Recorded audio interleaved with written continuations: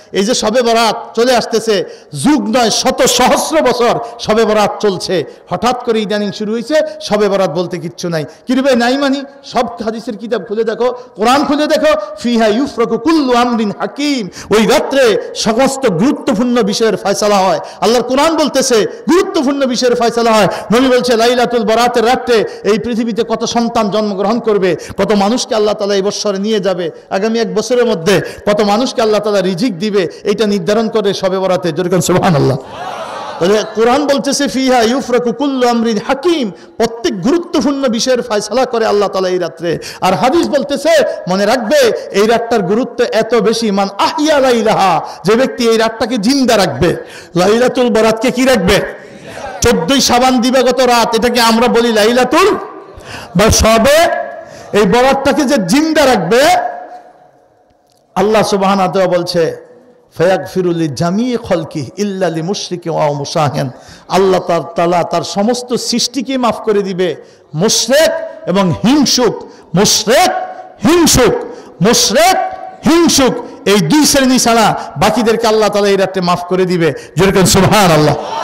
কোরআন বলতেছে, আমি যে আয়াতটা তেলাওয়াত করছি সূরা আল ইমরান 133 নম্বর আয়াত, কোরআন বলতেছে সারিউ ইলা মাগফিরাতিম মির রাব্বিকুম, তুমি তোমার প্রভুর ক্ষমার দিকে দৌড়াও। আরে বেটা, দোকান সারা বছর একরকম চলে না, সবার সিজন একরকম নয়, প্রত্যেকটা ব্যবসারই একটা সিজন আছে, প্রত্যেকটা ব্যক্তির জীবনের একটা পরিবর্তনের সময় আছে।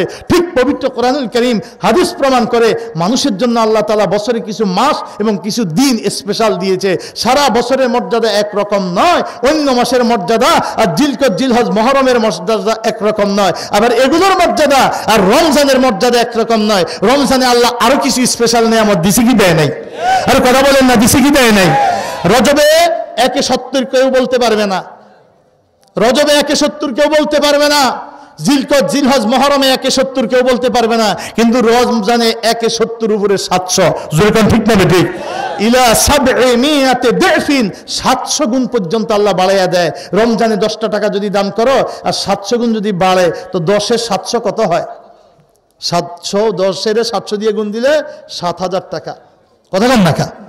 10 টাকা দান করা অন্য যে কোনো মাসে 10 টাকা সওয়াব, রমজানে 710 টাকা দিলে আল্লাহ 700 গুণ বাড়লে 7000 টাকা দান করা সওয়াব। 1000 টাকা যদি রমজান তাহাজ্জুদ গুজারদেরকে আল্লাহ স্পেশাল কিছু নিয়ামত, আমাদের জন্য নফল, নবীর উপরে ফরজ, কারণ নবী আল্লাহর অতি প্রিয়। আমরা যদি আল্লাহর প্রিয় হতে চাই কিছু বিসর্জন দিতে হবে, কিছু বিসর্জন দিতে হবে। আসছে তো শবে বরাত, কাছাকাছি না? কথা বলেন না? কতই ফিতনাবাজ দেখবেন বাইর হয়েছে। 20 বছর আগে এদের অস্তিত্ব ছিল না, 20 বছর আগেও 10 বছর আগে এদের অস্তিত্ব ছিল না।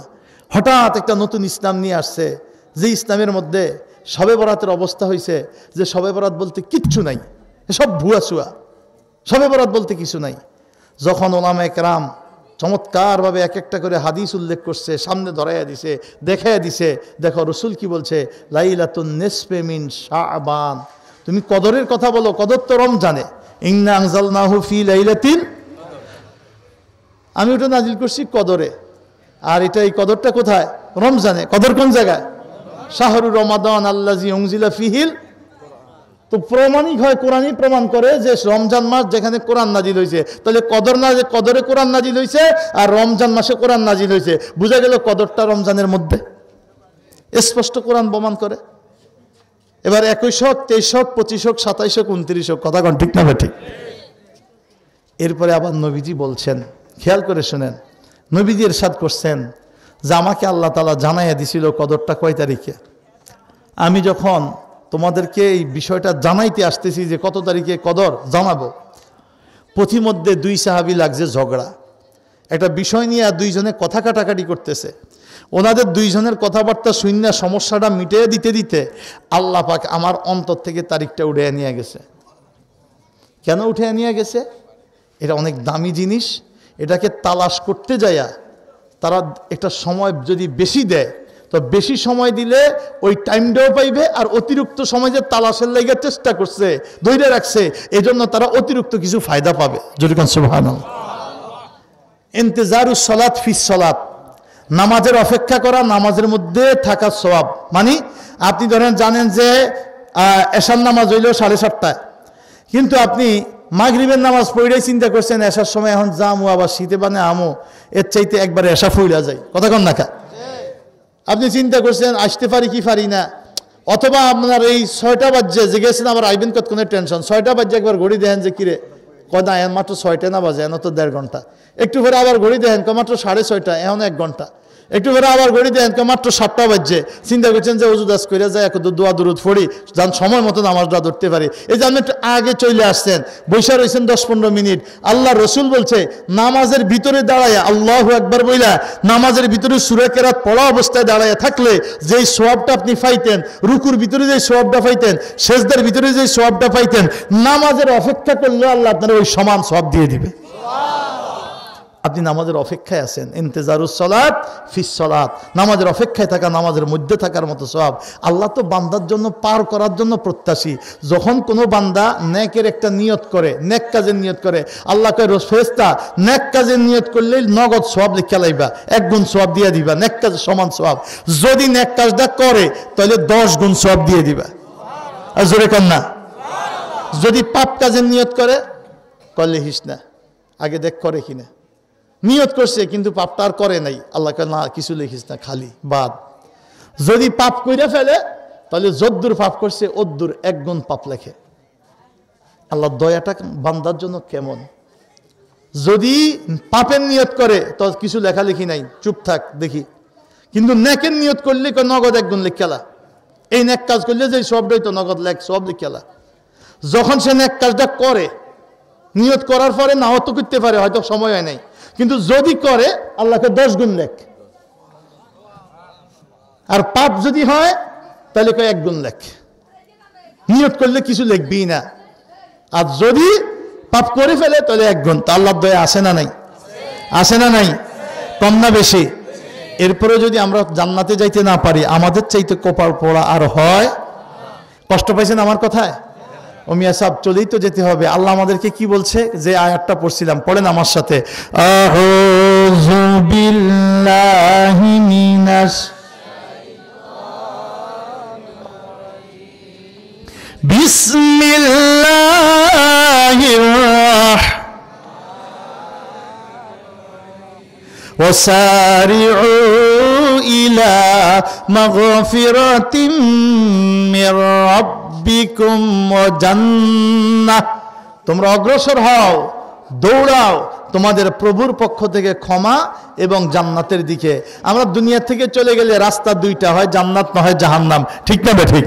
তা আপনি কি জাহান্নামে যাবেন না জান্নাতে যাবেন? তা আল্লাহ বলছে জান্নাতের দিকে দৌড়াও।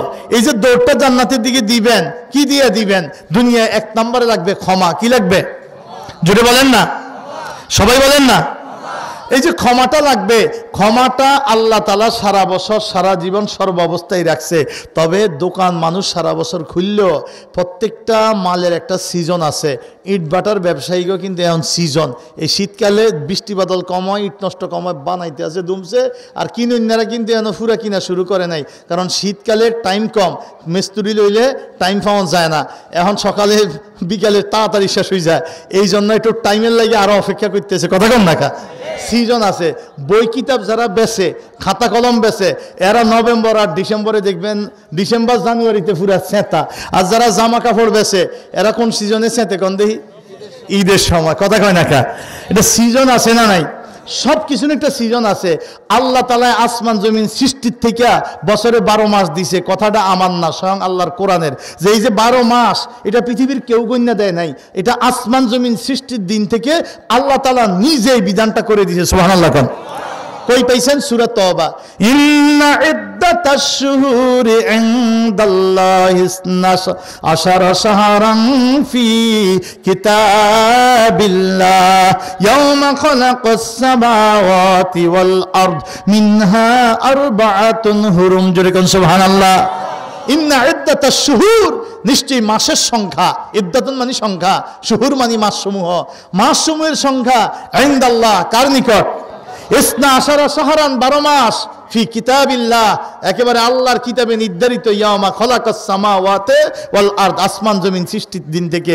এজন্য আপনি গুনতে পারতেছেন আপনার বয়স কত, এজন্য আপনি গুনতে পারতেছেন আপনার চাকরি কত বছর হয়েছে, রিটায়ার্ড কবে করবেন, বেতন কবে পাইবেন, মাস কবে ফুরবে, এই সব সিস্টেমটা আল্লাহ করে দিয়েছে। বিদায় আপনি আমি হিসাবের, জীবনের হিসাবটা রাখতে পারতেছি, কর্মচারীর হিসাবটা রাখতে পারতেছি, আমি কোম্পানি হইতে পারছি, আমি আব্বা আম্মার আশা দেওয়ার হিসাব রাখতেছি, আব্বা চলে গেছে কত বছর হয়েছে, মরে গেছে সেটা হিসাব রাখতে পারতেছি।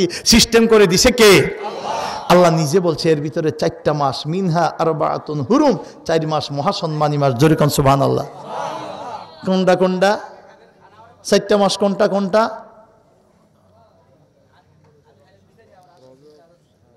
তিনটা ধারাবাহিক, জিলকদ, জিলহজ, মহরম। জিলকদ, জিলহজ বছরের শেষ 2 মাস, আর হইলা মাস 11, 12, 1। জিলকদ, জিলহজ, মহরম। আর আরেকটা মাস হয়েছে, নবী বলছে সালাসাতুম মুতাওয়ালিয়া, 3টা ধারাবাহিক, আর একটা হয়েছে বিচ্ছিন্ন, সেটার নাম রজব। সেটা কি? জোরে কন না, সবাই বলেন না। এই মাসটা কি? 4 মাস মহাসম্মানী। দুনিয়ায় যারা যত যুদ্ধ বিগ্রহ করো, যদি আল্লাহকে বিশ্বাস করে থাকো, কিতাব বিশ্বাস করো, এই 4 মাসে সব দ্বন্দ্ব সংগ্রাম বন্ধ থাকবে। এই 4 মাস আল্লাহর প্রিয় হওয়ার চেষ্টা করো। সুবহানাল্লাহ কোন। ও মিয়া সাহেব, এই জন্য একটু চিন্তা কইরা দেখো, এই রজব মাস আমার নবী নিজে তালাশ করতে থাকতেন, কবে রজব শুরু হবে, কোন দিন রজব শুরু হবে। নবী নিজে রজব তালাশ করতে থাকতেন। যেই দিন প্রথম আসমানে রজবের নতুন চাঁদটা উঠতো, 1 তারিখ হইতো নতুন চাঁদ, চাঁদটা দেখা মাত্রই নবীজি দোয়া করতেন। পড়ে আমার সাথে, আল্লাহুম্মা আল্লাহুম্মা বারিক লানা ফি রজবা ওয়া শাবানা ওয়া বাল্লিগনা ইলা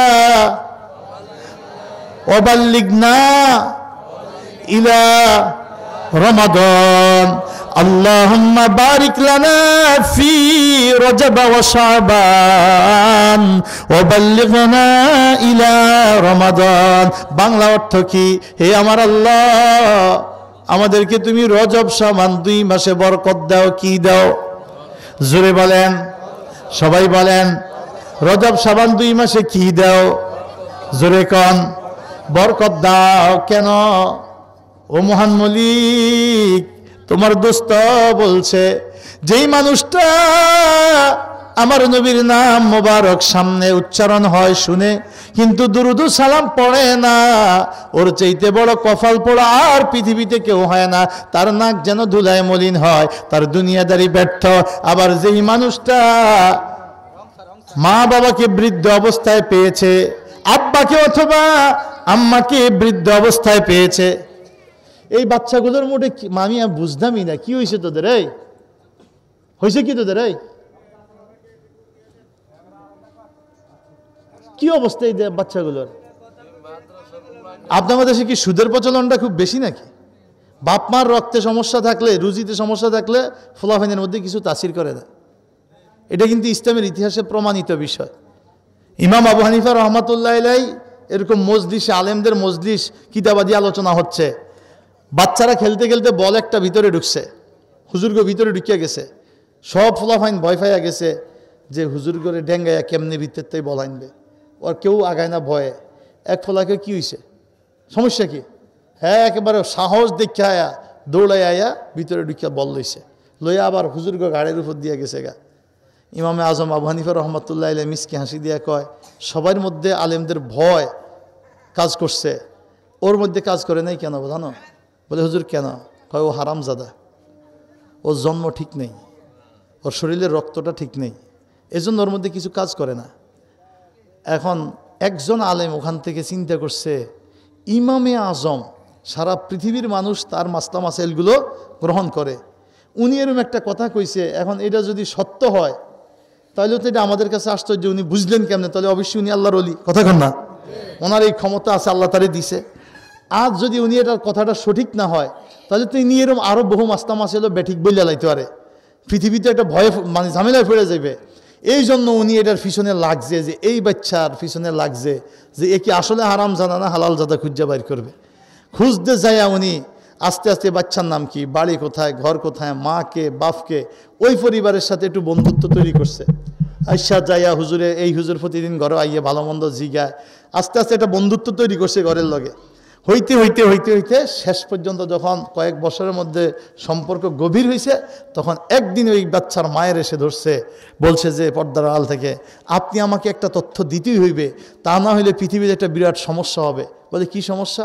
বলে ইমামে আজম একটা কথা বলছে, যদি এই কথাটা সত্য হয় তাহলে তার মাসালাও সত্য, আর যদি এই কথাটাই মিথ্যা হয়ে যায় তাহলে অনেক মাসালায়ও তো মিথ্যা ঢুকে যাইতে পারে, যে উনি এরকমই কয়। তাহলে আপনি আমাকে একটা বড় সিদ্ধান্ত, আমাকে সত্য না মিথ্যা পৃথিবীবাসীকে একটু মুক্তি দিতে হবে। বলে কি? বলে আপনি সত্যি করে বলেন তো, ওই যে ছেলেটা, এটা কি বৈধ সন্তান না অবৈধ সন্তান? তখন ওই মহিলা জিহ্বায় কামড় দিয়ে কয়, তুমি তো আমার বিপদে ফেলে দিছ। কয় না, আপনি সত্যটা বলবেন, আমি আপনার নাম প্রকাশ করব না, কিন্তু ঘটনাটা আমি বুঝাবো যে না, বিশ্ববাসী ইমামে আজম হয় ঠিক নয় ব্যাঠিক, কথা কন না, আমি আপনার নাম প্রকাশ করব না। তখন ওই মহিলা বলছে, শোনো, এই ছেলের বাবা যখন, আমার স্বামী যখন বিদেশে ব্যবসায় গেছে, ওই যুগে তো মোবাইল ফোনের যুগও ছিল না, গেছে তো গেছে, বাচ্চা আছে না মরে আসছে, একবার উনি ব্যবসায় যাইয়া দীর্ঘদিন আর আসেন না, বহু মাস বহু বছর আসেন না। ফলে এক রাখালের সাথে আমার সম্পর্ক হয়েছিল, রাখালের সাথে আমার সম্পর্ক হয়েছে, এবং তার থেকে আমার এই বাচ্চা পেটে আসছে এবং সন্তান আসছে। কি হালাল জাদা না হারাম জাদা? এই জন্য রক্তে তাসির করে নাই। আমরা যতই বলি, এই যে হুজুরা বলে হারামে আরাম নাই, অনেক হুজুরকে সন্তানও ভালো হয় না, কেন? ওই হুজুরও হারাম খায়। এখন অনেক আছে, আমি বলি না যে সব হুজুর ভালো, খালি মানুষ খারাপ, এলাকাবাসী না, আমরা বেশিরভাগই খারাপ হয়ে যাচ্ছি, কথা কন না। টাকা পাইলে আমাদের আর হুঁশ থাকে না, এটা কি হালাল না হারাম। আপনি 200 টাকা শ্রম দিয়ে 1000 টাকা 1200 টাকার দাবি করতেছেন। আপনি পোশাক বেছেন, আপনার খরচ আছে, ঠিক আছে, আপনি পোশাক একটা কিনে হইলো 300, আপনি যখনই বুঝা লাইছেন যে এটা চাহিদা বেশি, আপনি এটার 3000 টাকা দাম চাইতেছেন, 1200-1400 টাকা 1800 টাকা আপনি বিক্রি করেন, অথচ আপনার কিনা কত বেচা কত, একটা লিমিট তো থাকবে, কথা কন না। আপনি এক তালারে কবে 3 তালা বানাইবেন সেই চিন্তায় ব্যস্ত বইয়া রয়েছেন, কবে কুটিফুটি হইবেন, কারে কোপ দিয়া, কেউ ছুরি দিয়ে কোপ দেয়, আর আপনি একটা উসিলা দিয়ে, একটা জামা কাপড় দিয়ে, একটা চাদর, একটা দোকান দিয়ে কোপ দিতে আছেন। এক একজন এক একভাবে। আমরা চেষ্টা করছি, আমরা হুজুররাও কোপ দেয় না, 80,000 টাকা নিচে প্রোগ্রাম নাই, 70,000 টাকা দিয়ে আগে প্রোগ্রাম লেখাইতে হয়, এরপরে আবার হুজুরে আইতে সময় কয় যে আমার সমস্যা আছে, এরপরে আবার হাত পা ধরে আইনলে কয় 40 মিনিটের বেশি ওয়াজ করলে আমার শরীর অসুস্থ হয়ে যায়, 40 মিনিটের বেশি ওয়াজ করতে পারি না। টাকা কিন্তু 70,000 আগে লইয়া গেছে, মাঝে মধ্যে ধুনাও খায়, কথা কন না খায়। কিয়ামতের আগে সব পদ রসুল বলছে, শোনো, দুনিয়ার মধ্যে শ্রেষ্ঠ হবে আলেম, দুনিয়ার মধ্যে নিকৃষ্ট হবে আলেম। এটা আমার কথা না নবীর কথা? কথা বলেন না। খায়রুল খায়রে খিয়ারুল উলামা ও শাররুশ শাররে শিরারুল উলামা, নবীজির স্পষ্ট কথা। আসমানের নিচে জমিনের উপরে, জমিনের উপরে আসমানের নিচে সর্বোত্তম হবে আলেমগণ, সর্বনিকৃষ্ট হবে আলেমগণ। আলেমের ফতুয়াই মানুষ ধ্বংস হয়ে যাবে, আলেমের ফতুয়াই সুদকে মানুষ হালাল জানা শুরু করবে, আলেমের ফতুয়াই ইবাদত বন্ধ করে মানুষ দরজা লাগায় ঘুমাবে। আপনি কি মনে করছেন এই যে শবে বরাত চলে আসতেছে, যুগ নয় শত সহস্র বছর শবে বরাত চলছে, হঠাৎ করে ইদানিং শুরু হয়েছে শবে বরাত বলতে কিচ্ছু নাই? কিরবে নাই মানি? সব হাদিসের কিতাব খুলে দেখো, কোরআন খুলে দেখো, ফিহা ইউফরাকু কুল্লু আমরিন হাকিম, ওই রাত্রে সমস্ত গুরুত্বপূর্ণ বিষয়ের ফয়সালা হয়। আল্লাহর কোরআন বলতেছে গুরুত্বপূর্ণ বিষয়ের ফয়সালা হয়। নবী বলছে লাইলাতুল বরাতের রাত্রে এই পৃথিবীতে কত সন্তান জন্মগ্রহণ করবে, কত মানুষকে আল্লাহ তাআলা এই বছরে নিয়ে যাবে, আগামী 1 বছরের মধ্যে কত মানুষকে আল্লাহ তাআলা রিজিক দিবে, এটা নির্ধারণ করে শবে বরাতে। যেরকম সুবহানাল্লাহ। কোরআন বলতেছে ফিহা ইউফরাকু কুল্লু আমরিন হাকিম, প্রত্যেক গুরুত্বপূর্ণ বিষয়ের ফয়সালা করে আল্লাহ তাআলা এই রাত্রে। আর হাদিস বলতেছে, মনে রাখবে এই রাতটার গুরুত্ব এত বেশি, মান আহিয়া লাইলাহা, যে ব্যক্তি এই রাতটাকে জিন্দা রাখবে। লাইলাতুল বরাতকে কি রাখবে? 14ই শাবান দিবাগত রাত, এটাকে আমরা বলি লাইলাতুল বা শবে। এই বরাতটাকে যে জিন্দা রাখবে, আল্লাহ সুবহানাহু ওয়া তাআলা বলছে ফায়াগফিরুল জামিই খলকি ইল্লা লিমুশরিকি ওয়া মুশাহিন, আল্লাহ তাআলা তার সমস্ত সৃষ্টিকে মাফ করে দিবে মুশরিক এবং হিংসুক। মুশরিক হিংসুক, মুশরিক হিংসুক, এই 2 শ্রেণী ছাড়া বাকিদেরকে আল্লাহ তাআলা এই রাতে মাফ করে দিবে। যেরকম সুবহানাল্লাহ। কোরআন বলতেছে, আমি যে আয়াতটা তেলাওয়াত করছি সূরা আল ইমরান 133 নম্বর আয়াত, কোরআন বলতেছে সারিউ ইলা মাগফিরাতিম মির রাব্বিকুম, তুমি তোমার প্রভুর ক্ষমার দিকে দৌড়াও। আরে বেটা, দোকান সারা বছর একরকম চলে না, সবার সিজন একরকম নয়, প্রত্যেকটা ব্যবসারই একটা সিজন আছে, প্রত্যেকটা ব্যক্তির জীবনের একটা পরিবর্তনের সময় আছে। ঠিক পবিত্র কোরআনুল কারীম হাদিস প্রমাণ করে মানুষের জন্য আল্লাহ তাআলা বছরে কিছু মাস এবং কিছু দিন স্পেশাল দিয়েছে। সারা বছরের মর্যাদা একরকম নয়, অন্য মাসের মর্যাদা আর জিলকদ জিলহজ মুহররমের মর্যাদা একরকম নয়, আবার এগুলোর মর্যাদা আর রমজানের মর্যাদা একরকম নয়। রমজানে আল্লাহ আরো কিছু স্পেশাল নিয়ামত দিছে কি দেয় নাই? আর কথা বলেন না, দিছে কি দেয় নাই? রজবে 170 কেউ বলতে পারবে না, রজবে 170 কেউ বলতে পারবে না, জিলকদ জিলহজ মুহররমে 170 কেউ বলতে পারবে না, কিন্তু রমজানে 170 উপরে 700। যেরকম ঠিক না ঠিক? ইলা 700 দিফিন, 700 গুণ পর্যন্ত আল্লাহ বাড়াইয়া দেয়। রমজানে 10টা টাকা যদি দান করো আর 700 গুণ যদি বাড়ে, তো 10 এর 700 কত হয়? 710 এর 700 দিয়ে গুণ দিলে 7000 টাকা। কথা বল না কা? 10 টাকা দান করা অন্য যে কোনো মাসে 10 টাকা সওয়াব, রমজানে 710 টাকা দিলে আল্লাহ 700 গুণ বাড়লে 7000 টাকা দান করা সওয়াব। 1000 টাকা যদি রমজানে দান করতে পারো, 1000 টাকা, অন্য মাসে 1000 টাকা মুহররমেই দাও, জিলহজেই দাও, কিন্তু 1000 টাকা 1000 টাকা সওয়াব। আর রমজানে যদি 1000 টাকা দান করতে পারো, 7 লক্ষ টাকা সওয়াব। তো অন্য মাসের সাথে রমজানের একটা মর্যাদার পার্থক্য আছে কিনা? অন্য রাতের সাথে শবে বরাতের একটা মর্যাদা আছে কিনা? স্পষ্ট হাদিস শরীফে বলতেছে, এই রাতটা আমার নবী নিজে নবীজি জান্নাতুল বাকিতে যায় হাত তুলে জারজার করে কান্দে। মা আয়েশা নবীর স্ত্রী এক চাদরের নিচে দুইজনে ঘুমাইছেন। কয় চাদর? একই চাদরের নিচে দুইজনে ঘুমাইছেন, কিন্তু উনি ঘুমায়া গেছেন, ঘুম থেকে উঠে নবীর স্ত্রী আমাদের মা আয়েশা সিদ্দিকা দেখে নবীজির সাথে নেই। উনি চিন্তায় পড়ে গেছেন, কি আমার কোনো আচার ব্যবহারের কারণে আমার নবী কি মনে কষ্ট পাইছে কিনা? নবীজি যদি মনে কষ্ট পায়, রাগ করে, তাহলে তা আল্লাহ বেজার হয়ে যাবে। কথা কন না? এই জন্য নবীর স্ত্রী স্বামীর মনে কষ্ট গেল কিনা, আমার স্বামী একজন আল্লাহর নবী, পেয়ারা মাহবুব, আমি তার স্ত্রী হতে পারছি, যে এটা আমার জন্য সবচেয়ে বড় নিয়ামত। হে পর্দালের মায়েরা রে, স্বামীরে যদি নিয়ামত মনে করো, স্বামীরে যদি তুমি জান্নাতের উসিলা মনে করো, এই স্বামী তোমাকে জান্নাতে পৌঁছায় দিতে পারে। স্বামীর মনের কষ্টই আল্লাহর জাহান্নামের উপযুক্ত তুমি হইতে পারো। দেখবা জীবনে আর স্বামীর সাথে খারাপ ব্যবহার আসবে না, জীবনের কষ্ট মনে হবে না, পারিবারিক দুঃখ মনে হবে না। আর যদি বেশি মোবাইলে আসক্ত হও, নাচ গান বেশি দেখো, টিভি সিনেমা বেশি দেখো, নাটক ফাটক বেশি দেখো, তাহলে দেখবা এই ওয়াজ তাসির করবে না। দুনিয়া মনে করবা, দুনিয়াও পাইবা না, আখিরাতও পাইবা না। ভালো কইরা লিখে নিও, দুনিয়াও পাইবা না, আখিরাতও পাইবা না। বিল্ডিং করলেই মানুষ সুখী হয় না, টাকা থাকলেই মানুষ সুখী হয় না, সোনা গয়না থাকলেই মানুষ সুখী হয় না। আত্মার সুখ পৃথিবীর সবচেয়ে বড় সুখ। যদি দেখবা স্বামীর মনে কষ্ট দাও, স্বামীর সন্তুষ্টি না নিতে পারো, খোদার কসম দেহে কোনোদিন সুখ পাইবা না, আত্মায় কোনোদিন সুখ পাইবা না। স্বামী পৃথিবীর সবচেয়ে বড় নিয়ামত। রসুলকে পর্দার আড়াল থেকে সালাম দেওয়া হয়েছে। মুয়াত্তায়ে মুহাম্মাদে আমি হাদিস পড়াইছি, আল্লাহর হাবিবকে একটা মহিলা পর্দার অন্তরাল থেকে সালাম দিছে। নবীজি সালামের জবাবটা নিয়েই বলছে, আজা হুজুকে, তোমার স্বামী আছে কি? বলছে, ইয়া রাসূলুল্লাহ আছে। সে কি তোমার উপর খুশি না বেজার, সন্তুষ্ট না অসন্তুষ্ট? বলছে, ইয়া রাসূলুল্লাহ, আমি তো তার সাধ্যমতো খেদমত করার চেষ্টা করি, কিন্তু খুশি কিনা এটা তো আমি বলতে পারতেছি না। নবীজি বলছে, শোনো, আমি বলে দিচ্ছি, জানিয়ে দিচ্ছি, হুয়া জান্নাতুকে ও নারুকে, সেই তোমার জান্নাত, সেই তোমার জাহান্নাম। বাইনা সত্তাইনে লেখা আছে, সেই স্বামীর সন্তুষ্টি তুমি জান্নাতি, স্বামীর অসন্তুষ্টি তুমি জাহান্নামী। এজন্য স্বামীকে যদি নিয়ামত মনে করো, স্বামীকে যদি তুমি পরপরে জান্নাতের ওসিলা মনে করো, তাহলে দেখবা সংসার অনেক দামি জিনিস, স্বামী অনেক দামি জিনিস, অনেক শান্তিতে বসবাস করতে পারবে। স্বামীর প্রতি যত আনুগত্য থাকবে, স্বামী তোমার জন্য জীবন উৎসর্গ পর্যন্ত করতে পারবে। আর তুমি যত বেহায় হইবা, বেলজ্জ হইবা, যতই সুন্দর হওয়া, যতই সাজো, মনে রাখবা তার অন্তরে তোমার জায়গা নাই। সাময়িক সামাজিক পরিস্থিতিতে সে হয়তো তোমার সাথে মিলেমিশে আছে, তার অন্তরে যদি যন্ত্রণা থেকে থাকে, তার অন্তরে যদি তোমার প্রতি কষ্ট থেকে থাকে, তাহলে সেই ভোগ তোমাকে ভুগতেই হবে। আল্লাহ দুনিয়াও তোমাকে ছাড়বে না, আখিরাতেও ছাড়বে না। আমার কথায় কোনো মাকে যেন কষ্ট না পান, আপনার কল্যাণেই বলছি। মা মা আপনার কল্যাণেই বলছি, আর ভাইদের খেদমতেও বলতে চাচ্ছি একই কথা। আমরা আমাদের পরিবারের প্রতি বেশি মনোযোগী হব।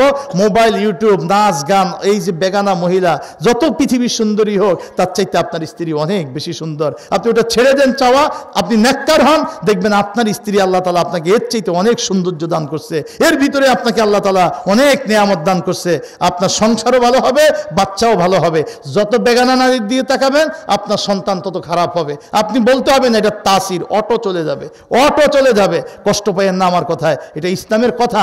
ইসলাম থেকে আমরা যত দূরে সরছি আমাদের বিল্ডিং বাড়ি বাড়তেছে, টাকা পয়সা বাড়তেছে, খোদার কসম আমাদের পারিবারিক শান্তিগুলো কিন্তু চলে যাচ্ছে।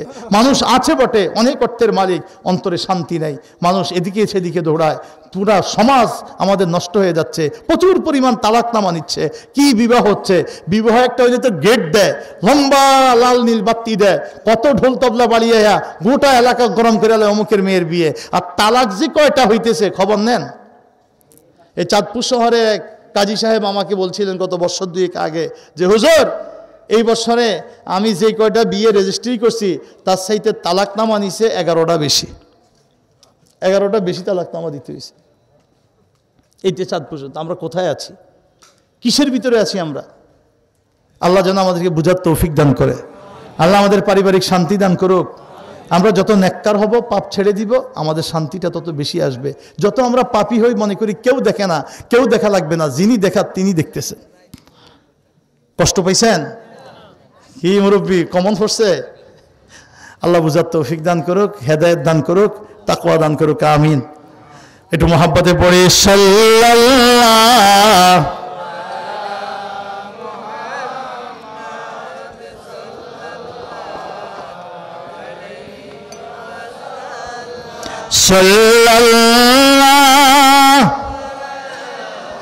মুহাম্মদ সাল্লাল্লাহু সহিহ ইবনে মাজাহ শরীফে এবং মিশকাত শরীফে ও হাদিসে আসছে আল্লাহর হাবিব রাহমাতুল লিল আলামিন এই লাইলাতুন নিসফি মিন শাবানের 14 তারিখ দিবাগত রাত লাইলাতুল বরাতে গোরস্থানে গেছে। কোথায়? নবীর বিবি ঘুম থেকে উঠে নবীকে না পাইয়া বেহুশ হয়ে একটা ঘর তল্লাশি দিচ্ছে। নবীজির 9 জন বিবি একত্রে ছিলেন। এই বিবির ঘর, ওই বিবির ঘর, ওই বিবির ঘর, নবী আসছে কিনা? কোথাও নবী নাই। ফাতেমার ঘর, নবী আসছেনি না, নবী আসে নাই। অবশেষে আমাদের মা আয়েশা সিদ্দিকা রাদিয়াল্লাহু তাআলা আনহা যায় দেখে নবী জান্নাতুল বাকিতে ঝরঝর করে চোখের পানি ছেড়ে ছেড়ে দোয়া করে। নবীর বিবি পিছনে দাঁড়ায় রয়েছেন। যখন দেখলেন নবীজি মনে হয় দোয়া শেষ করে ফেলবেন, দোয়া করতে করতে এক পর্যায়ে নবীজির দোয়া শেষ হয়ে আসতেছে। নবীর বিবি পিছন দিক থেকে আগে আগে দৌড়ে বাসায় চলে আসছেন, হুজরায় চলে আসছেন, যেন নবীজি বুঝতে না পারে।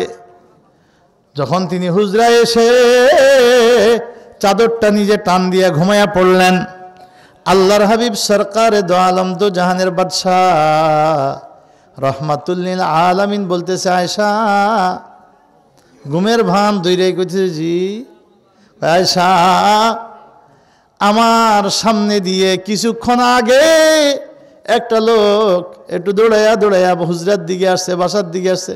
তুমি কিসে? ইয়া রাসূলুল্লাহ, জি আমি। আইয়াহিফাল্লাহু ওয়া রাসূলাহ, তুমি কি ধারণা করছো যে আল্লাহ রসুল তোমার উপরে কোনো অবিচার করবে?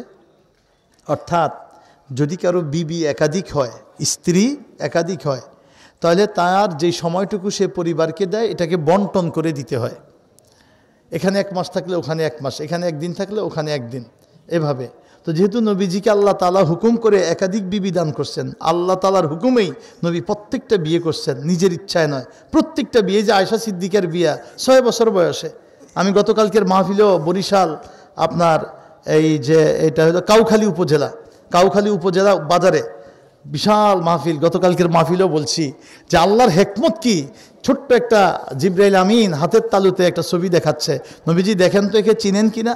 নবীজি বলছে, হ্যাঁ এই তো আমার বন্ধুর মেয়ে ছোট মেয়ে আয়েশা, এর আরেকজন বড় বোন ছিল আসমা বিনতে আবি বকর, এ হলো আয়েশা বিনতে আবি বকর, এটা আমার বন্ধুর ছোট মেয়ে আয়েশা। বলছে, হুজুর আল্লাহ পাক আপনাকে হুকুম করছে আপনি ওনাকে বিবাহের প্রস্তাব দিতেন। প্রস্তাব আসবে না, আপনি দিবেন, আপনি দিয়ে তারে বিবি করে আনবেন। সুবহানাল্লাহ কোন। বয়স কত বছর? কিন্তু আল্লাহ পাক এমন হিকমত, জ্ঞান, প্রজ্ঞা তারে দিছে, কিয়ামত পর্যন্ত যত সমস্যা সমাধান আল্লাহর নবীর জীবনী দেখাই উনি কিয়ামত পর্যন্ত সকল সমস্যা যত জিজ্ঞাসা করছে সব সমস্যার সমাধান এই ছোট্ট মানুষ মা আয়েশা সিদ্দিকা বিশ্ববাসীকে জানাইয়া দিয়ে গেছে। সুবহানাল্লাহি ওয়া বিহামদিহি সুবহানাল্লাহিল আযীম। কত প্রকারের গোপন মাসালা আপনার জানা লাগবে, কত গোপন মাসালা আপনার জানা লাগবে।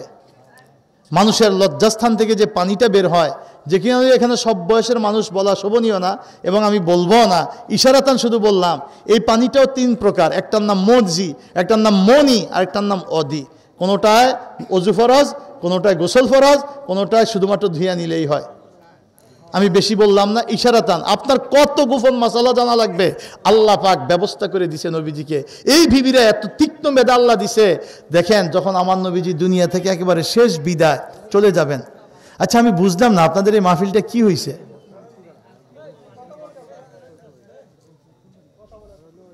এর মধ্যে আবার খালি রেখে গোল একটা ডিম তৈরি করছে ওই সান্না।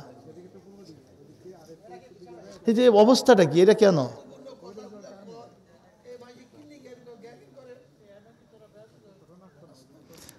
আপনারা তো বুঝেনি যে একসাথে গেলে আমরা এনে গল্প দিব, তো আপনারা বেদফি কেন করতে আসছেন?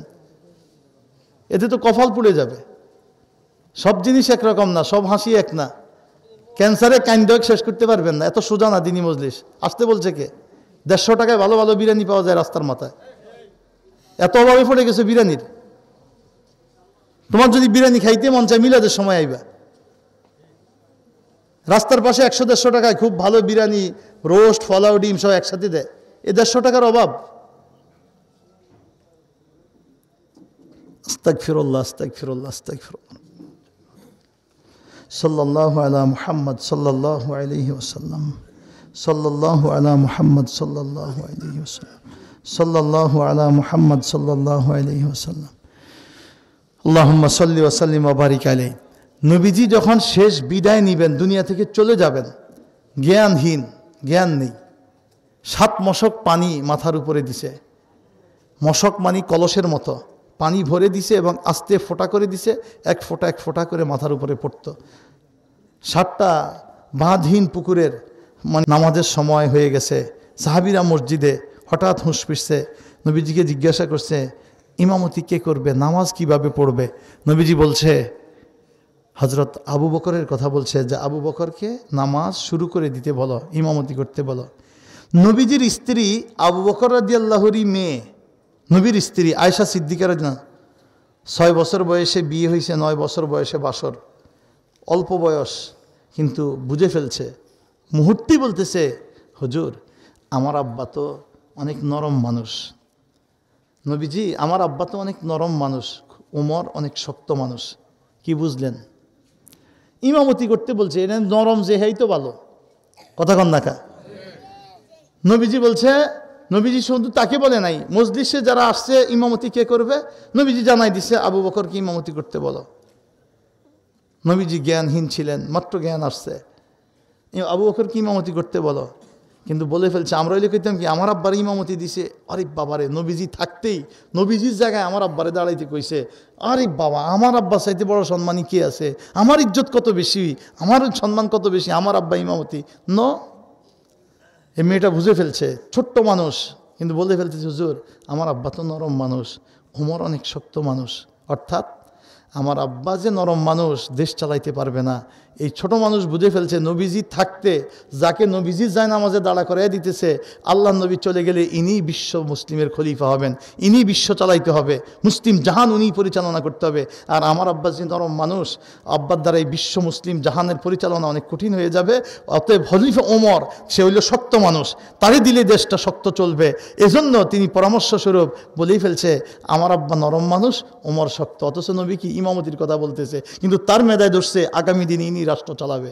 এজন্য নিজের বাবারটা সরাই নিতে চাইছে। আল্লাহ রসুল বলছে আমি শুনছি এবং হুকুম করতেছি আবু বকরই ইমামতি করবে, এবং পরবর্তীতে ইসলামের খলিফা আবু বকর রাদিয়াল্লাহু হয়েছে ওই একটা ইমামতিতেই। তাহলে একটা মানুষ 6 বছর বয়সে বিয়ে, 9 বছর বয়সে বাসর, সারা পৃথিবীর ইহুদি খ্রিস্টান বহু কিলোকাল করতে পারে, নাস্তিক কিলোকাল করতে পারে।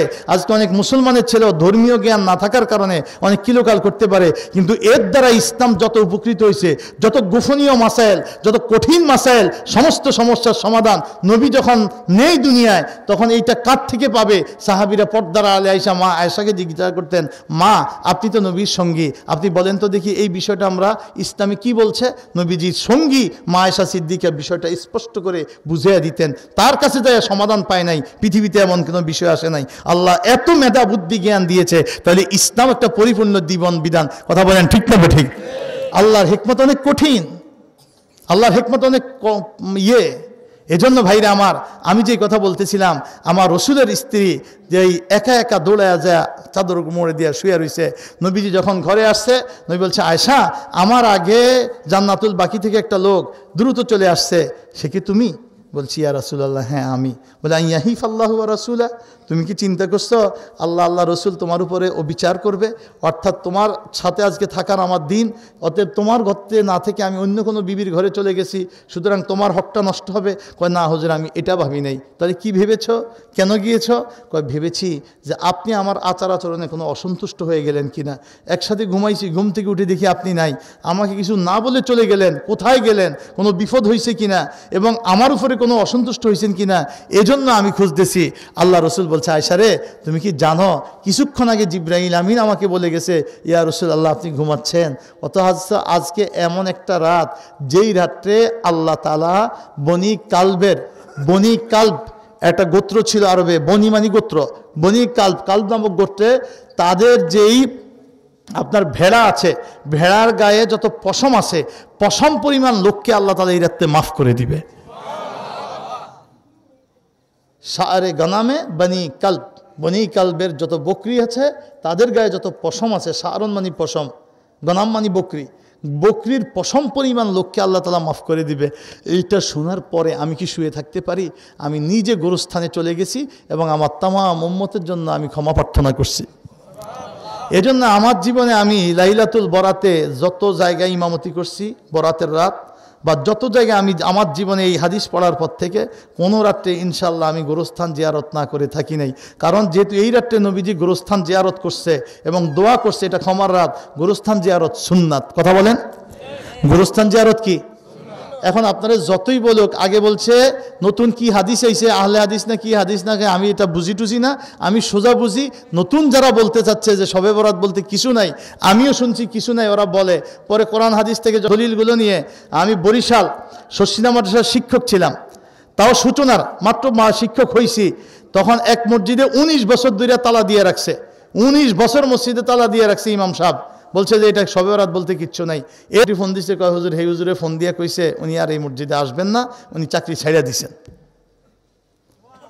আমি যেটা বলতে চাচ্ছি এটা হলো এই বাস্তবতা যে আপনি আল্লাহ বলতেছে যে আমি সমস্ত সৃষ্টিকে ক্ষমা করি ইল্লা লিল মুশরিকিন ওয়া মুশাহেন, হিংসুক আর হলো মুশরিক, এই দুই শ্রেণী ছাড়া।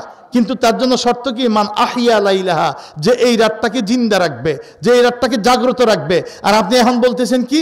আগে বলছেন নাই, এখন বলতেছে আছে।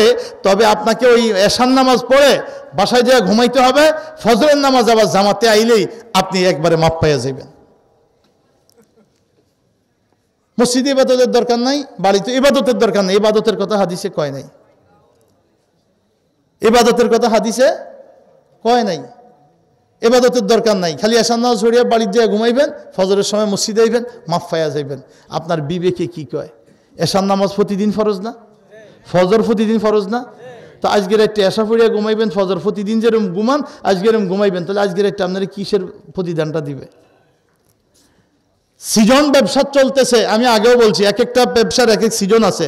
সিজন ব্যবসা চলতেছে, আমার বইয়ের দোকান আমি অক্টোবর থেকে বন্ধ করে একেবারে মার্চ মাস পর্যন্ত বন্ধ। ডিসেম্বর জানুয়ারি যে ব্যবসা, ফেব্রুয়ারি যে বইয়ের দোকানের ব্যবসা, আমি আমার দোকান বন্ধ করে থুয়ে দিছি। কি ব্যবসা খুব ভালো হইবে না? আরে জোরে কান না।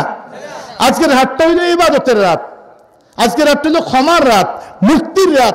আপনি এখানে বেশি বেশি নফল নামাজ পড়বেন, আপনি কোরআন তেলাওয়াত করবেন, আপনি দোয়া দুরূদ তাসবিহ তাহলিল পড়বেন, আপনি কবর জিয়ারত করবেন, আপনি সেজদা গিয়ে নিজকে আল্লাহর সামনে সুফুর্দ করে দিয়ে ক্ষমা মুক্তি প্রার্থনা করবেন, তবেই তো আপনি ক্ষমা পাইবেন। কথা কন না? তবেই তো আপনি মুক্তি পাইবেন। একটা বিবেক তো মানুষের আছে। তুমি কিসের মুহাদ্দিস আর কিসের জাতির হাদি? তুমি ফিতনাবাজ, ধোঁকাবাজ, মানুষকে ইবাদত থেকে দূরে সরাও। কথা কন ঠিক না ঠিক? আমার কথায় কষ্ট পায় না, আমি তেমন কাউরে চিনিও না, কষ্ট দিতেও বলি নাই, কিন্তু আজকে মানুষ পথহারা হচ্ছে। রসুল বলছে কিয়ামতের আগে দল হবে 73, বনি ইসরাইল হইছে 72, আমার উম্মত হবে 73। কুল্লুহুম ফিন্নার ইল্লা মিল্লাতিন ওয়াহিদা ক্বালু মান হিয়া ইয়া রাসূলুল্লাহ ক্বালা মা আনা আলাইহি ওয়া আসহাবি। সব জাহান্নামের দিকে যাবে, একটা মাত্র দল জান্নাতে যাবে। ক্বালু মান হিয়া ইয়া রাসূলুল্লাহ, হে রাসূল বলেন এই দলটা কারা? মা আনা আলাইহি ওয়া আসহাবি, আমি আর আমার সাহাবারা যেই পথে, এই পথে যারা থাকবে তারাই নাজি ও জান্নাতি। এজন্যই মনে রাখবেন আজকে দলের কোনো শেষ নাই, দল অনেক হচ্ছে। কোরআন সুন্নাহ যেই পথে আমরা আছি, কোরআন সুন্নাহ যেই পথে, আমল আখলাক যেই পথে, এটা ভালো করে খেয়াল রাখবেন। অনেকে আজকে আছে যে সৌদির অনুসরণ। মিয়া সাহেব, দুঃখের কথা কি বলবো, আমি এই 24 সালেও উমরায় গেছি, তবে আমার মাকে নিয়ে গেছি তো, আর আমার মা তো গত মাসে দুনিয়া ছেড়ে চলে গেছেন। আজকে যিনি আমাদের আপনাদের প্রধান অতিথি দোয়াগীর হযরত মাওলানা সাইফুদ্দিন খন্দকার হুজুর মাদ্দাজিল্লাহুল আলী হুজুর জানাজায় গিয়েছিলেন, শশিনার হুজুর কেবলা জানাজা পড়াইছেন। আল্লাহ পাকের রহমত হইছে, হুজুর কেবলাকে পাওয়া গেছে, হুজুর জানাজা পড়াইছেন। শশিনার হজরত পীর সাহেব কেবলা, আমার মায়ের জানাজা এই ডিসেম্বরের 17 তারিখ চলে গেছেন। ওনার জীবনের একটা আবেগ ছিল, উনি আল্লাহর ঘরে যাবেনই যে কোনো মূল্যে। উনি স্বপ্নে বারবার দেখছেন তিনি আল্লাহর ঘরে যাচ্ছেন। তো এই জন্য আমাদেরকে খুব পীড়াপিড়ি, উনি অনেক অসুস্থ, একটা পা ছিলই না, আরেকটা পাও অকেজো, মানে দুই পায়ের কোনো পায়ে ওনার সচল ছিল না। তারপরে হার্ট, কিডনি, অনেক অসুস্থতায় ছিলেন। সমস্ত অসুস্থতা উপেক্ষা করে উনি আমাদেরকে এমনভাবে চাইপা ধরতেন যে আমাকে এখনই নিয়ে যাও, ঠিক আছে? তো আমরা যত কষ্টই হোক অবশেষে আল্লাহর ঘর পর্যন্ত ওনাকে পৌঁছাইছি। উনি আল্লাহর ঘর দেখছেন, অনেক কান্নাকাটি করছেন, দোয়া করছেন, উমরা করছেন, হুইল চেয়ারে আর কি, দোতলা দিয়ে পুরাটা ঘুরে ঘুরে দোতলা দিয়ে উমরা করাইছি। তো এবছর যেতে পারি, মানে গেছি এই আপনার রমজানে যেতে পারিনি, কোরবানির ঈদের পরে, হজের পরে। আর 23 সালে, এটা তো 24 গেল, 23 সালে আমি রমজানে গেছি। রমজানে আপনার 23 সালে রমজানে 29 রোজার পরে ঈদ হয়েছে, 30 দিনের দিন ঈদ, 29 রোজার পরে। তো 29-এর পরে 30 হওয়ার সম্ভাবনা থাকে না? আর কথা বলেন না, 30 হওয়ার সম্ভাবনা থাকে না? আমি আল্লাহ সাক্ষী, আমি মসজিদে হারামে বসা, কাবা শরীফের পাশে যে মসজিদে হারাম, চতুর্পাশে মসজিদে হারামে বসা এক সৌদিয়ান আরবি, উনি বুঝছেন যে টুপি দাঁড়ি মানে কোরআন পড়া দেখে টেকে, উনি হয়তো আমার পাশে ছিলেন, তো উনি বুঝছেন যে আমি আরবি বলতে পারিবে বুঝতে। আমার জিজ্ঞেস করছে, আহা ফাহিম তাল আরবি, তুমি আরবি বুঝো? বলছি কলিল, অল্প বুঝি। কারণ ওরা যে আঞ্চলিক বলে, আমরা তো এরকম আঞ্চলিক বুঝি না, আমরা বুঝি এটা শুদ্ধ। এখন যারা দেশের মানুষ ওরা কিন্তু অত শুদ্ধ বলে না, ওরা ওদের ভাষাই বলে, ফরফর ফরফর করে বইলা ফেলায়, কথা বুঝেন নাই? আমরা ওদের মতো বুঝি না। তা আমি বলছি কম বুঝি। তো সে আমাকে বলতেছে ইনশাল্লাহ গাদা ঈদ, ইনশাল্লাহ আগামীকালকে কি?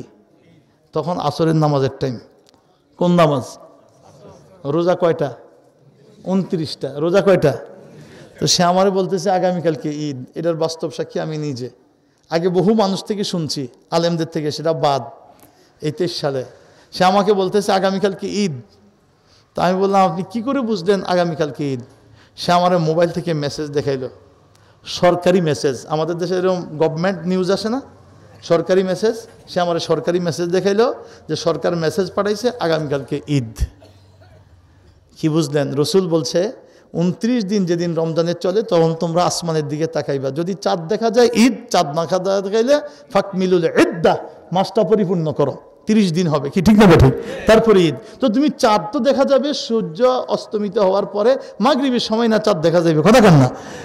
তুমি আসলে পরে আমার ঈদ দেখাও। এবং সরকার নিউজ পাঠাইছে। কি বুঝলা? আগে শুনছি সারা পৃথিবীতে এই যে আজকের ফিলিস্তিন, আজকের এই দশা কেন হয়েছে? ইসরায়েলের বিশ্বে কোনো দেশ ছিল না, এই সৌদি আরবটাই তুর্কিদের অধীনে ছিল।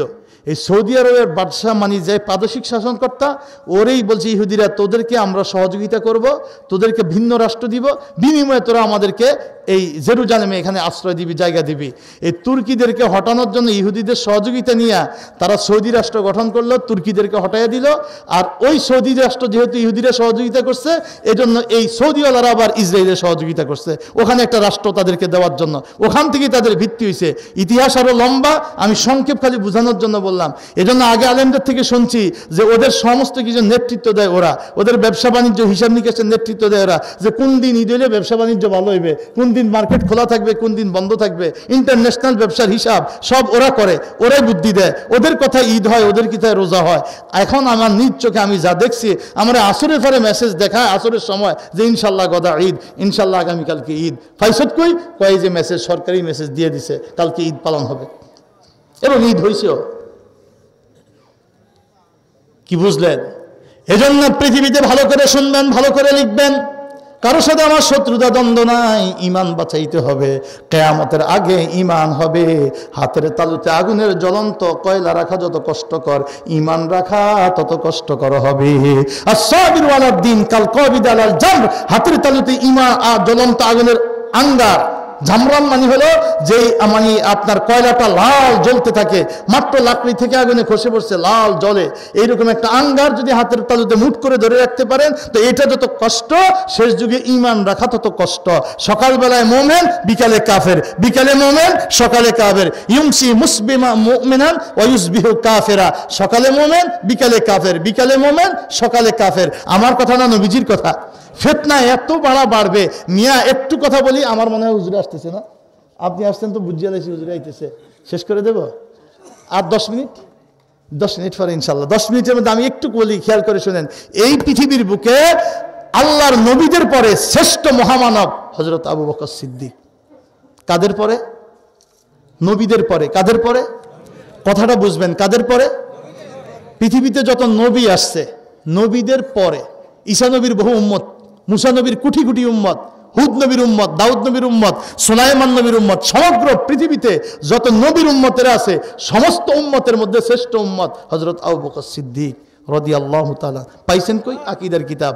আফদালুন নাস বাদাল আম্বিয়া আবু বকর সিদ্দিক। আম্বিয়াদের পরেই শ্রেষ্ঠ মহামানব হযরত আবু বকর সিদ্দিক। শুধুমাত্র নবীজির সামনে একদিন, কয়দিন জোরে বলেন না, জীবনে একদিন, একটু জোরে কথা কইছে, নবীজির সাথে না, নবীজির সামনে কইছে, নবীজির সাথে না, কইছে হযরত ওমরের সাথে। জোরে কথা বলছে। নবীজি পৃথিবীর শ্রেষ্ঠ মহামানব। তিনি খুব সুন্দরভাবে হালকা আওয়াজে কথা বলতেন। নবীর আওয়াজের চাইতে ওনাদের আওয়াজ একটু বেশি হয়ে গেছে। নবীর সামনে বসা, প্রাদেশিক শাসনকর্তা লাগবে। হযরত আবু বকর রাদিয়াল্লাহু একজনের প্রস্তাব করছে, হযরত ওমর রাদিয়াল্লাহু আরেকজনের প্রস্তাব করছে। তাফসিরে আছে, একজনে বলছে কাকা ইবনে মাবাদ রাদিয়াল্লাহুর কথা, আরেকজনে বলছে আকরা ইবনে হাবিস রাদিয়াল্লাহু তাআলা আনহুর কথা। দুইজনের পক্ষে যুক্তি তুলে ধরতে যায়া, একজনে আরেকজনের পক্ষে যুক্তি তর্ক দিতে যায়া আস্তে করে কথার আওয়াজ গেছে বাইরা। নবীজির সামনে যে রকম ভদ্রতা নিয়ে কথা বলতে হয়, তার চাইতে আওয়াজটা একটু জোরে হয়ে গেছে। আমরা তো মসজিদেই, এখনকার সমাজে বড় নেতাকে যাতে লুঙ্গি আলগি দিয়া মায়ের বাপের গাইলেতে আরে কথা কয় না কা। মসজিদের সভাপতিকে যাতে 2 নম্বর ইনকাম প্রচুর টাকার মালিক, অথবা যাতে মসজিদে যায় গরম গরম কথা কইতে আরে। সপ্তাহ 6 দিন খবর নাই, জুমার দিন যাই কবে গড়িয়েটা নষ্ট খা, কথা কন না খা। এতই সভাপতি। এটা কিয়ামতের আলামত, এবং এটাই হবে, কারণ আমরা তো নষ্ট হয়ে যাচ্ছি, বাস্তবতা। তো আমি যেটা বলতে যাচ্ছি, খেয়াল করে শুনেন। আমার নবীর সামনে কথাটা একটু উঁচা হয়ে গেছে, দুইজনে বলতে যায়। আল্লাহ কোরআনুল কারীমের আয়াত নাজিল করছে, সূরা হুজরাত। সূরার নাম কি? জোরে বলেন। সূরা হুজরাত, দ্বিতীয় আয়াত। লা তারফাউ আসওয়াতাকুম ফাওকা সাওতিন নবী ওয়ালা তাজহারু লাহু বিল কওলি কাজহারি বাদিকুম লিবাদিন আন তাহবাতা আমালুকুম ওয়া আনতুম লা তাশউরুন। এখনো রওজা শরীফে, এই নবীজির রওজার উপরে সোনালী অক্ষরে এই আয়াতটা লেখা। এই আয়াতের কারণে আজও পর্যন্ত লক্ষ লক্ষ মানুষ মদিনায় যায়, কিন্তু রওজা শরীফের কাছে গেলে কেউ আর আওয়াজ কইরা কথা বলে না, সবাই ইশারায় কাজ করে। রওজার ভিতরে ঢুকলে দেখবেন লক্ষ লক্ষ মানুষ রমজানে মসজিদে নববীতে ইফতার করে, একটা আওয়াজ নাই যে এদিকে নিয়ে আসো, এই এখানে শেষ, এই এখানে পানি দাও, এই এখানে এখনো পায় নাই, এই এখানে লাগবে, কোনো শব্দ নাই, লক্ষ লক্ষ মানুষ ইফতার করে একই মজলিসে, কিন্তু কোনো আওয়াজ নাই। যদি প্রয়োজন হয় এরকম শীষ দেয়, সামান্য একটু শীষ দেয়, যেন বুঝে যে একটা শীষ আইছে কি জানি, বাস ইশারায়, আওয়াজ নাই। নবীর দরবার, আল্লাহ কোরআনে বলছে লা তারফাউ আসওয়াতাকুম, তোমার কণ্ঠের আওয়াজ, তোমাদের কণ্ঠের আওয়াজ যেন ফাওকা সাউতিন নবী, নবী পাকের আওয়াজের চাইতে বড় না হয়। ওয়ালা তাজহারু লাহু বিল কওল, তোমাদের কথা যেন প্রকাশ না হয় কাজাহারি বাদিকুম লিবাদ, নবীর সামনে কথা বললে নিজেরা নিজেরা যেভাবে বলো নবীর সাথে এইভাবে বলিও না। কথা বলেন না সুবহানাল্লাহ। আমরা হক্কানি ওলিদের সামনে কথা বলি অনেক নরম হয়ে, কথা কম না। বড় আলেমের সামনে কথা বলি অনেক নরম হয়ে, কারণ সব জিনিস এক না। আল্লাহ নিজেই বলছে তোমরা নিজেরা নিজেরা যেভাবে বলো আমার নবীর সামনে খবরদার এভাবে বলো না। যদি তোমাদের কণ্ঠের চাইতে, নবীর কণ্ঠের চাইতে তোমাদের আওয়াজ বড় হয়, আনতাহবাতা আমালুকুম, সারা জীবনের আমল বিনষ্ট হয়ে যাবে, কিচ্ছু খুঁজে পাইবে না। সারা জীবনের সব নামাজ রোজা আমল দান সাদাকা সব দেখবা খালি। আল্লাহ নিজে কোরআনে বলছে ওয়া আনতুম লা তাশউরুন, তোমরা টেরও পাইবে না যে সব শেষ। আমার রসুলের সাথে বেয়াদবি, ঠিক একইভাবে রসুলের যদি উম্মত হক্কানি আলেম ওলি পান, আপনি যত বড় নেতা হন, আপনি বাদশাহ হলেও বাদশাহী টিকবে না যদি বেয়াদবি করে বসে। ওনার অন্তরে যদি একবার আঘাত লাগায় বসে, আপনি এই জন্য আলেমদের থেকে সাবধান। বিশেষ করে হক্কানি আলেম যদি বুঝতে পারেন যতটুকু সম্ভব, আপনি যত বড় নেতা হন, অর্থওয়ালা হন, শরীর যত গরম হোক, মুহূর্তকালের মধ্যে থেমে যাবেন, আদব বজায় রাখবেন। এক, আর যেটা আমি বলতে যাচ্ছি এটা না, আমি যা বুঝাইতে যাচ্ছি সেটা হলো রসুলের সামনে খালি একটু জোরে কথা কইছে ওমর রাদিয়াল্লাহুর সাথে, আর ওমর রাদিয়াল্লাহু আবু বকর রাদিয়াল্লাহুর সাথে, আল্লাহ সাথে বলছে তোমাদের আমল বিনষ্ট হয়ে যাবে। এই যে দুইজনে বাড়ির ভিতরে যে কান্না শুরু করছে, শুধু নামাজের টাইম হইলে, জামাতের টাইম হইলে দরজাটা খুললাইয়া পিছনে দাঁড়াইতো, সালামটা শেষ হইলে আবার দরজায় চলে যাইত, ভিতরে চলে যাইতো, আর কারোর লাগে দেহা সাক্ষাৎ নাই, শুধু কান্দে যে আমার জীবনের সব শেষ। আল্লাহ বলছে তোমাদের আমল শেষ। আমি তো জোরে কথা বলছি, যতক্ষণ পর্যন্ত তৃতীয় আয়াত নাজিল হয়েছে ইমতাহানাল্লাহু কুলুবাহুম লিত্তাকওয়া, আল্লাহ পাক তাকওয়ার মাধ্যমে এদের কলবকে পরীক্ষা করছে, এইরকম আগেই তাদের মুক্তির ঘোষণা দেওয়া পর্যন্ত ওমর আর আবু বকরের চোখের পানি থামে নাই, মুখের মধ্যে এরপরে মৃত্যু পর্যন্ত পাথর রাখতো। ওই দিনের পর থেকে তওবা কবুল হওয়ার পরেও মুখের মধ্যে পাথর রাখতো, যেন ফট করে মুখ দিয়ে কথা না বাড়ি হয়ে যায়। বলতে হইলে পাথর মুখ থেকে বের করে হিসাব নিকেশ করে আসতে বলতো, আবার মুখে পাথর দিত। নবীর সামনে কথা এত কঠিন। আর আজকে আমরা মনে করি কি নবীজিরে এই কয় কাউবয়, ও কয় নবীজি মানে কি কয় স্ত্রীরা এরম ছিল সেরম ছিল, উনি কয় নবীজি ইসলাম 40 বছরের আগে নবী ছিল না, উনি কয় নবীর দুরুদ মিলাদ ফলন যাইতো না, উনি কয় নবীর তাজিম করা যাইতো না। কি পাইছো নবীজিকে? পাইছো কি বলো? কেয়ামতের আগে ইমান নিয়ে টানাটানি, এখন বড় বড় বক্তা হয়ে গেছে, আসলে এদের কোনো পীরও নাই, মুরব্বিও নাই। মনে রাখবেন, মুরব্বি না ছাড়া মানুষ উদ্ভ্রান্ত থাকে, মুরব্বি ছাড়া মানুষ কন্ট্রোল থাকে না। আল্লাহ রসুলের মুরব্বি ছিলেন স্বয়ং আল্লাহ। রসুল নিজে বলছে আল্লাহ মানি রব্বি ফা আহসানা তালিমি। আর সাহাবায়ে কেরামের মুরব্বি ছিল রসুল মুহাম্মদুর রাসূলুল্লাহ সাল্লাল্লাহু আলাইহি ওয়াসাল্লাম। ওনাদের আবার পরে আরেকজন মুরব্বি থাকতেই হয়, যার মুরব্বি নাই তার মুরব্বি হয়ে যায় শয়তান। এজন্য আজকে যারা দেখবেন এই যে পীর, যত বড় পীর হোক তার উপরে আরেকজন পীর আছে, তার আরেকজন পীর আছে, কামেল না হওয়া পর্যন্ত। আর এখন যারা ওয়াজ নসিহত করি আমরা, দিনের নেতৃত্ব দেই, 1 লাখ লোক হয়েছে, 20 লাখ লোক হয়েছে, খোঁজেন তার মুরব্বিকে। এজন্য কয়দিন পরে পরে ফসকায়া মুখ থেকে এমন কথা বাইর হয় যে ইমান নিয়ে টানাটানি শুরু হয়ে যায়। আমরা যদি এদেরকে অনুসরণ করি আমরাও পথভ্রষ্ট হব। এদের মাসালার কোনো ঠিক নাই, নবীর প্রেম তাজিম এদের মধ্যে নাই। হায়াতুন নবী, জিন্দা নবীর ব্যাপারে এদের আকীদা কি, এদের অবস্থান কি, এদের আমল কি। এজন্য যত বড় বক্তা হোক আর রাজনীতিবিদ হোক, রাজনীতি এক জিনিস, বক্তাগিরি এক জিনিস। আর হক্কানি ওলি আল্লাহ হয়ে, আল্লাহওয়ালা হয়ে জীবন যাপন করা, তাকওয়ার উপরে জীবন যাপন করা, এটা আরেক জিনিস। এজন্য আমরা যদি ইসলামের আলোকে জীবন গড়তে চাই, পরকালীন মুক্তি চাই, তাহলে আমাদের যেই পথে মতে নবী ওলিদেরকে পাইছি, আমরা সেই নবী ওলিদেরকে অনুসরণ করব। কি ঠিক না ঠিক? নবী ওলি যেখানে, কোরআন সুন্নাহ যেখানে, দুরুদ মিলাদ যেখানে। আমি যে কথাটা বলছিলাম যে অনেকে আইসা কয় সৌদি আরব এটা দেখছি, সৌদি আরব ওটা দেখছি। সৌদি আরব মানে কয় বছর? খুঁজে দেখো কয় বছর? এরা ক্ষমতা আইসে কয় বছর? এ পরিবর্তন কয় বছর? 1400 বছর আগে যে নবীজি আসছে সেই সময় সৌদি আরব আর এখনকার সৌদি আরব তো এক না। এটার মধ্যে তো বহু কর্তন গেছে। হাররার একটা যুদ্ধ হয়েছে, হাররা, ইয়াজিদের আমলে। 40 দিন মসজিদে নববীতে তালা বন্ধ ছিল, নবীর মসজিদে আজান দিতে পারে নাই। কাবা শরীফে মারা হয়েছে, মিনজানি ক্ষেপণাস্ত্র মারা হয়েছে। হাররার একটা যুদ্ধ হয়েছে। এইটার অনেক পরিবর্তন হয়েছে দাফে দাফে। এজন্য আল্লাহ রসুলের কোরআন সুন্নায় কোথাও বলা হয় নাই যে সৌদিকে অনুসরণ করো, কারণ এটা রাষ্ট্র, এক এক সময় এক একজনের দখলে চলে যাবে, কথা কম না, যে যার মতো আইন করে। আপনি সৌদিকে অনুসরণ করবেন, সৌদি আরবে একদিকে মানুষ জানে যে বাদশাহ অনেক ফাসেক, বাদশাহ অনেক নারীবাজি করে, বাদশার অনেক সমস্যা, বাদশার বিরুদ্ধে কইলে কল্লা থাকে না, কথা কম না খা। ইসলাম কি ছিল? ওমর রাদিয়াল্লাহু এই যে নতুন জামা গাদ দিয়া উঠছে মিম্বারে, এক যুবককে ওয়াজ পরে কইলেন, খুতবা পরে শুনবে, একটু কথা আছে খলিফাতুল মুসলিমিন, হে মুসলিম জাতির খলিফা, একটু কথা আছে। বলে কি? বলে কালকে যে কাপড় বন্টন হয়েছে সবাই পাইছি, তা আমাদের তো কারো একটা জামা হয় না, যেই কাপড় পাইছি রাখা তুইছি, আবার পাইলে দুইটা মিললে একটা জামা হবে, আপনি নতুন জামা গায়ে দিলেন কি করে? আপনি তাহলে 2 ফিজ আপনি নিছেন, বেশি নিছেন। খলিফার ছেলে উঠে বলছে, আব্বার পক্ষ থেকে আমি বলি। বলে বলো।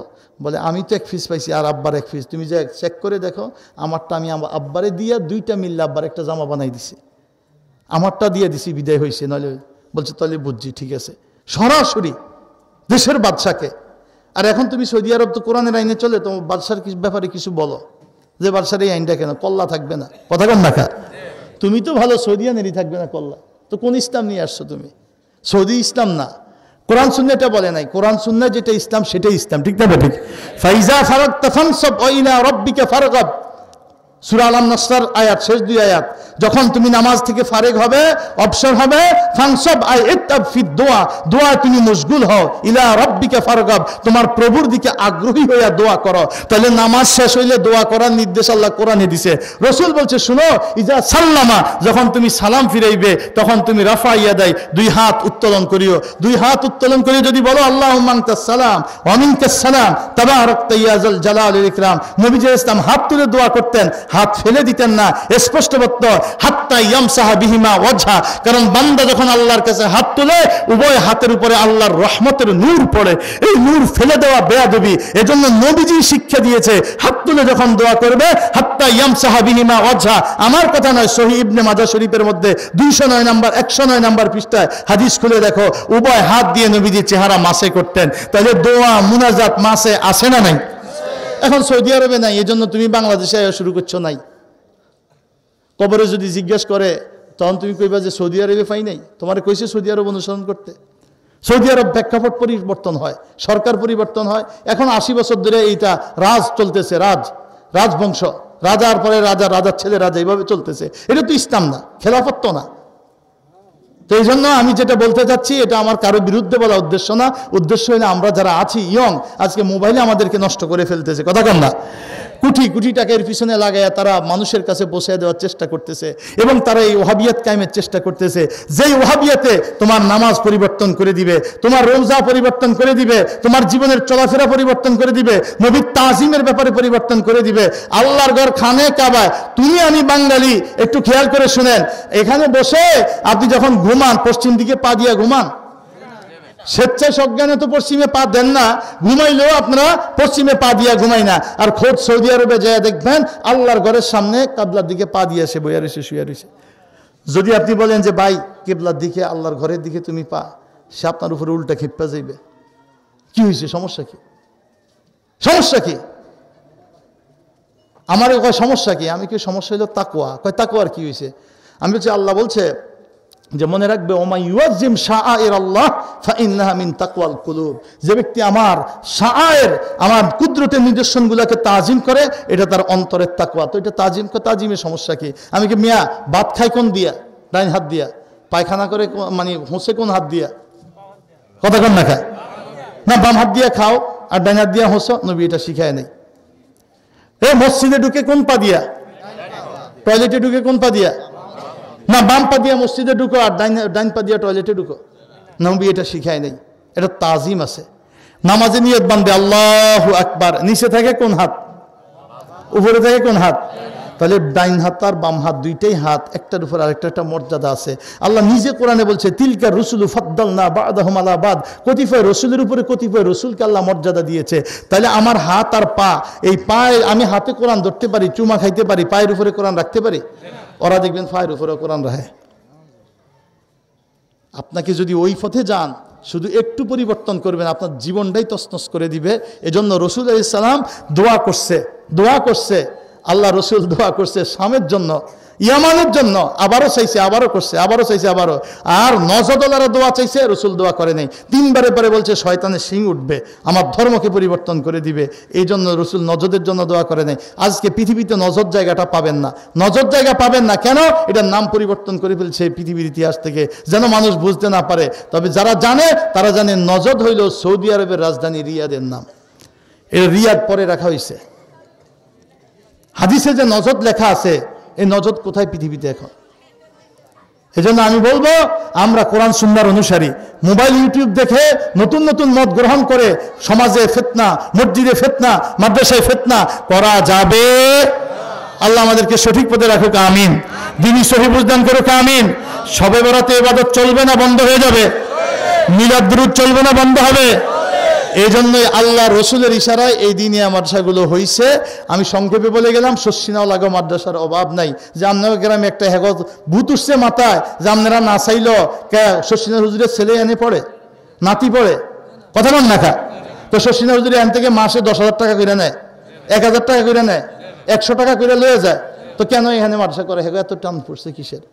আল্লাহ বলছে দিনের দায়িত্ব দিলাম, প্রচার করো, চেষ্টা করো। ওই চেষ্টাটা আপনারা ভক্তি করেন, ভালোবাসেন বিধায় এই চেষ্টার জন্য তারা একটা দিনিয়া করে গেছে। আমাদের ছেলে মেয়ে যেন সঠিক শিক্ষাটা পায়, কথা বুঝেন নাই? আমাদের ছেলে মেয়ে যেন পথভ্রষ্ট না হয়, এজন্য করে গেছে। নিজের ইচ্ছায় নয়, কামলেওয়ালা নবী, জিন্দা নবীর ইশারায় আল্লাহ শস্যিনার মরহুম হুজুর দিনিয়া মাদ্রাসার ভিত্তি দিয়ে গেছে।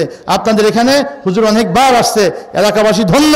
আমি মনে করব আমি আর বেঁচে থাকতেও পারি, নাও থাকতে পারি, জীবনে দেখা হতেও পারে, নাও হতে পারে। যদি জীবনে শেষ ওয়াজ হয়, বলঙ্গাচ্চর এলাকাবাসীকে বললাম, হৃদয় দিয়ে দিনিয়াকে ভালোবাসবেন, সুপ্রতিষ্ঠিত করার চেষ্টা করবেন। একটা সন্তান, একটা ভাতিজা, একটা ভাগিনা হইলেও দিয়ে রেখে একটা হক্কানি আলেম বানানোর চেষ্টা করবেন। একটা বাতি একটা বংশের জানাজার ব্যবস্থা হয়ে যায়, একটা বাতি একটা বংশের সঠিক ইমান ইসলাম মাসাইল জানতে যথেষ্ট হয়ে যায়। প্রত্যেকের বংশে একটা বাতি জ্বালাইতে চেষ্টা করবেন। এই আবদারটুকু রেখে এই মাদ্রাসার সার্বিক উন্নতি কামনা করে, এই মসজিদ যারা কায়েম করলো, মাহফিল কায়েম করলো, সবার কল্যাণ উন্নতি কামনা করে, বিপদ আপদ থেকে হেফাজত কামনা করে আমি আমার সংক্ষিপ্ত আলোচনা এখানেই শেষ করলাম। যা কিছু বলছি ভুল ত্রুটি মাফ করে আল্লাহ কবুল করে নেক। সবাইকে আমল করার তৌফিক দান করুক, জীবন পরিবর্তন করে ওলি হওয়ার তৌফিক দান করুক। ওয়া আখির দাওয়ানা আলহামদুলিল্লাহি রাব্বিল আলামিন। ওয়াসসালামু আলাইকুম ওয়া রাহমাতুল্লাহি ওয়া বারাকাতুহু।